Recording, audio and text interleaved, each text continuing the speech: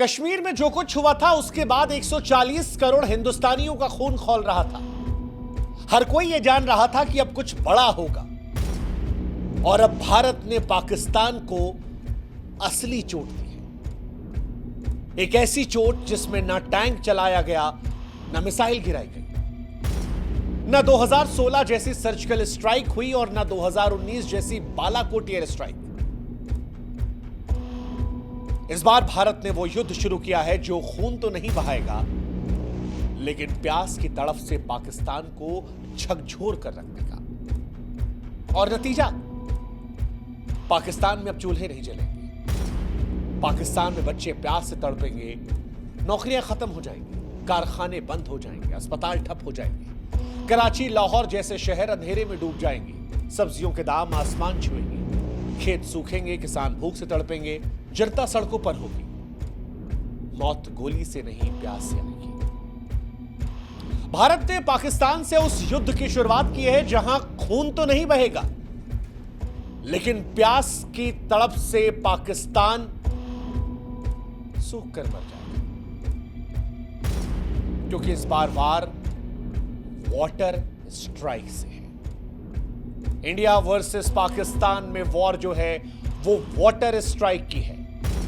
इंसाफ की धार में भारत का पहला प्रहार, वो प्रहार जो इतिहास में प्यास से लिखा जाएगा, वो प्रहार जो पाकिस्तान की रीढ़ पर ऐसा वार है जिसकी गूंज सदियों तक सुनाई पड़ेगी। पहलगाम में दरअसल जब पाकिस्तान समर्थित आतंकवादियों द्वारा हिंदुओं का नरसंहार हुआ तो यह भारत के सब्र का आखिरी बिंदु था। और इसके बाद भारत ने वो फैसला लिया, वो समझौता तोड़ दिया जिसे मानवता के लिए उसने तब भी निभाया जब 1965-1971 में भारत पाकिस्तान के बीच में युद्ध हुआ, जब 1993 में पाकिस्तान ने मुंबई में हमला करवाया, जब 2001 में पाकिस्तान ने संसद में हमला करवाया, 2008 में 26/11 का नरसंहार हुआ, 2016 में उरी और 2019 में पुलवामा में हमारे जवानों पर पाकिस्तान ने हमला करवाया। उसके बावजूद भी भारत ने जिस समझौते को निभाए रखा था, इस बार भारत ने अपने सब्र के बांध को तोड़ दिया और बांध को अब रोकने का फैसला किया जो पाकिस्तान को बूंद बूंद पानी के लिए तरसा देगा, पाकिस्तान को अंधेरे में डाल देगा, पाकिस्तान की बर्बादी की तरफ सबसे बड़ा निर्णायक कदम उठा देगा। भारत ने 5 निर्णायक कदमों के जरिए पाकिस्तान को कूटनीतिक, आर्थिक और रणनीतिक मोर्चों पर घेर लिया है। 5 फैसले लिए, पंच मारा है। पहला, अटारी बॉर्डर बंद कर दिया है, जिसका मतलब है कि द्विपक्षीय व्यापार, यानी अब भारत से पाकिस्तान में कोई व्यापार नहीं, आवागमन बंद। वो जो बॉर्डर पर हिंदुस्तान पाकिस्तान करते थे वो सब खत्म। दूसरा, सिंधु जल समझौता, जिसे पाकिस्तान की जीवन रेखा कहा जाता है, उस पर प्रहार। तीसरा, भारत में पाकिस्तानी उच्चायोग को बंद कर दिया, कहा सामान पैक करो, यहां से। भारत दुनिया के सामने पाकिस्तान को दिखाना चाहता है कि यह आतंकवाद समर्थित देश है, वो देश जो आतंकवाद को भारत में प्रायोजित करवाता है। और अब भारत पाकिस्तान से कोई रिश्ता नहीं रखेगा। पाकिस्तान हाई कमीशन को भारत से निकलने का आदेश जारी कर दिया गया है। कोई कूटनीतिक रिश्ता नहीं होगा। और यह बहुत बड़ा फैसला है दुनिया के लिए मैसेज देने के लिए कि पाकिस्तान आतंकवादियों को सपोर्ट करता है। पाकिस्तान के अधिकारियों को 7 दिन में दिल्ली से वापस जाना पड़ेगा। पाकिस्तान के जो नागरिक हैं उन पर भी प्रतिबंध लगा दिया गया है। 48 घंटों में उन्हें भारत छोड़ने का आदेश दिया गया है। जितने वीजा थे सब कैंसिल। अब कोई पाकिस्तानी हिंदुस्तान में नहीं आएगा। लेकिन इन सब के बीच सबसे घातक रहा सिंधु जल समझौते का रद्द होना, जिसे वाटर स्ट्राइक कहा जाता है।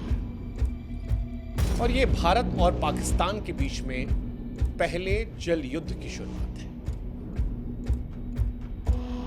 इससे पहले कि बताएं कि पाकिस्तान बर्बाद कैसे होगा, आपको समझा देते हैं कि सिंधु जल समझौता है क्या। सिंधु नदी और उसकी सहायक नदियां, जिसमें झेलम और चिनाब का नाम है, पाकिस्तान की जीवन रेखा है। ये नदियां 4 देशों से होकर गुजरती हैं और 21 करोड़ से अधिक लोगों की जल आवश्यकताओं को पूरा करती हैं। 1947 से ही इसका विवाद शुरू हुआ था, लेकिन भारत ने तब दिल बड़ा किया और पंडित नेहरू ने साल 1960 में सिंधु जल समझौता किया। वो समझौता जो पाकिस्तान के लिए बेहद फायदेमंद रहा। पाकिस्तान को सिंधु, झेलम और चिनाब नदी का 80% पानी दिया गया। भारत को रावी, व्यास, सतलज का पानी मिला जो टोटल पानी का 20% था। अब यह समझौता पाकिस्तान के लिए लाइफलाइन है। भारत ने, जैसा हमने कहा कि जब तमाम बार तनाव हुए तब भी इस समझौते को ब्रेक नहीं किया, क्योंकि यह समझौता पाकिस्तान को बर्बाद करने के लिए कहा। और अब जब भारत ने यह कदम उठाया है तो पाकिस्तान पर इसके विनाशकारी प्रभाव पड़ेंगे। कैसे, वो हम समझाते हैं। दरअसल पाकिस्तान की 80% सिंचाई सिंधु और इसकी सहायक नदियों पर निर्भर है। पाकिस्तान में खेती करने के लिए जो 93% पानी का उपयोग होता है वो यहीं से होता है। और बिना पानी के पाकिस्तान के जितने खेत हैं वो सब बंजर हो जाएंगे, फसलें नष्ट हो जाएंगी, किसान बर्बाद हो जाएंगे, हताशा नजर आएगी। ये पहली कहानी है। असर क्या होगा? असर यह भी होगा कि खेत खलिहानों के साथ साथ पाकिस्तान के जो बड़े शहर हैं, कराची, लाहौर, मुल्तान, इन शहरों में जल आपूर्ति इन्हीं नदियों पर निर्भर है। अब पानी की कमी होगी तो लोग एक एक गिलास साफ पानी के लिए तरसेंगे। पाकिस्तान में माएं अपने बच्चों के लिए पानी की तलाश में भटकेंगी। अस्पतालों में मरीजों का इलाज प्रभावित होगा। तीसरा, पाकिस्तान अंधेरे में डूब जाएगा। सिंधु बेसिन पर बने हाइड्रो पावर प्रोजेक्ट पाकिस्तान की बिजली का प्रमुख स्रोत है। पानी की कमी से बिजली का उत्पादन ठप हो जाएगा।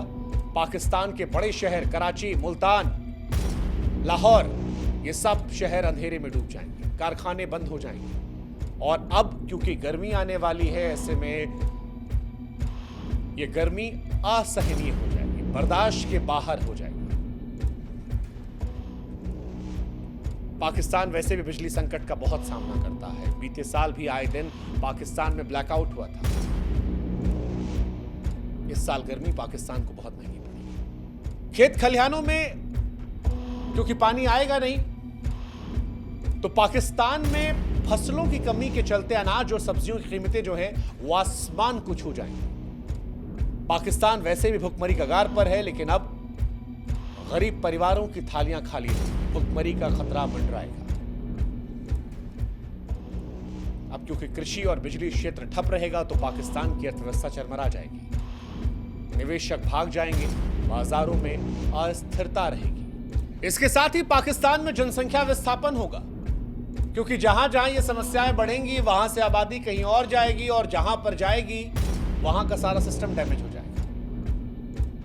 पाकिस्तान की जनता सरकार के खिलाफ विरोध को लेकर सड़कों पर भी आ सकती है। सरकार के खिलाफ पाकिस्तान में नाराजगी बढ़ सकती है और पाकिस्तान में सरकार को तमाम तरह की परेशानियों का सामना करना पड़ सकता है। पाकिस्तान में बेरोजगारी पहले से कहीं ज्यादा बढ़ सकती है, क्योंकि कृषि और बिजली क्षेत्र से ठप हुआ सब कुछ तो अर्थव्यवस्था चरमराएगी।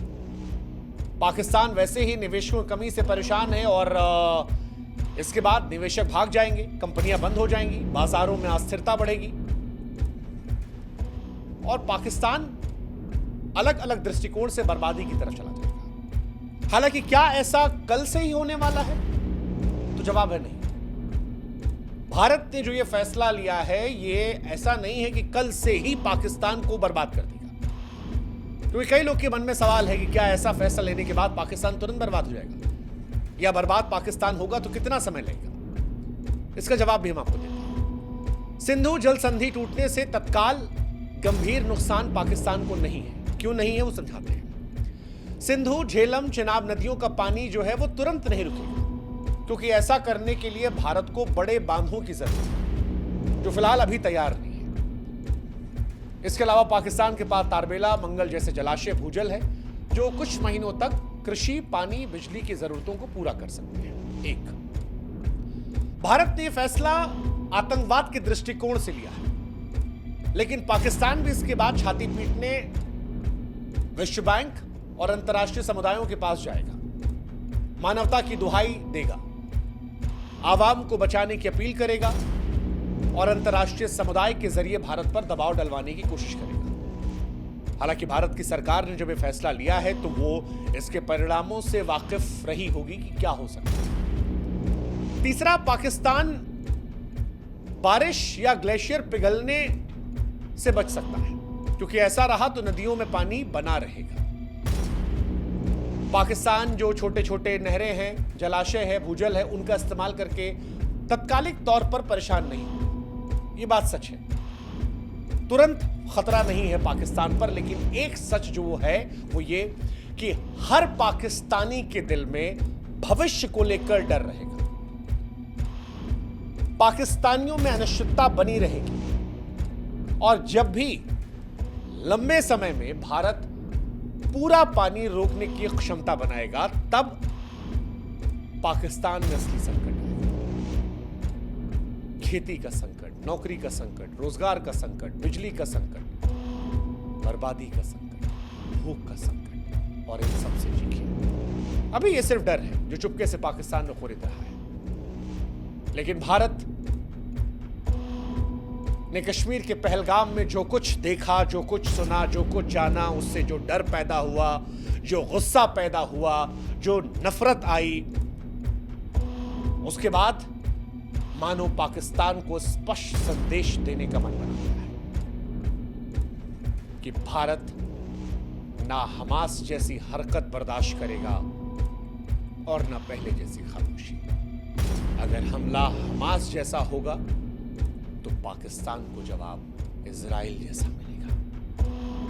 और इसीलिए हम कह रहे हैं कि चाहे एयर स्ट्राइक हो या सर्जिकल स्ट्राइक, उससे कहीं ज्यादा भारी ये वाटर स्ट्राइक होगी, क्योंकि ये वाटर स्ट्राइक न केवल पाकिस्तान को झकझोरेगी बल्कि विश्व को भारत की दृढ़ता का संदेश देगी और भविष्य में सुनिश्चित करेगी कि पाकिस्तान ऐसी कोई हिमाकत करने के पहले 10,000 मर्तबा सोचे, अपनी आवाम को लेकर सोचे कि क्या वो अपनी आवाम को यूं मरने के लिए छोड़ देगा। इंसानियत के दृष्टिकोण से भारत के उठाए कदम शायद बहुत कठोर हैं, लेकिन वो जो एक मशहूर शेर है कि मुख्तसर सा गुरूर भी जरूरी है जिंदगी में जीने के लिए, ज्यादा झुककर मिलो तो दुनिया पीठ को पायदान समझ लेती है। पाकिस्तान ने भारत की इंसानियत का बड़ा गलत इस्तेमाल किया है और अब भारत के लिए यह बताना जरूरी है कि हो अगर जिंदा तो जिंदा नजर आना जरूरी है। यह संदेश है तमाम लोगों के लिए जो भारत की संवेदनशीलता का नाजायज फायदा उठाते हैं। उम्मीद करते हैं कि इस बार प्रहार इतना घातक होगा कि भविष्य में कोई भी देश हिमाकत करने के पहले 1000 मर्तबा सोचेगा। ये शायद उन लोगों को भी सच्ची श्रद्धांजलि होगी जो कश्मीर को जन्नत समझ के वहां पर लुत्फ उठाने गए थे। वो लोग जो अपने हनीमून पर गए थे या वो जो कहीं नौकरी करने के बाद चंद पैसे बचाकर जिंदगी की थोड़ी खुशियां ढूंढने गए थे और उन्हें बेरहम मौत दे दी गई क्योंकि वो हिंदू थे। हिंदुस्तान गोली नहीं चलाएगा, युद्ध खून से नहीं लड़ेगा, लेकिन इस बार वॉर पानी का होगा, प्यास का होगा और पाकिस्तान इस बार प्यास की तरफ से झकझोर जाएगा। इंसाफ की भाव, ये भारत का पहला प्रहार है जो इतिहास में प्यास में लिखा जाएगा।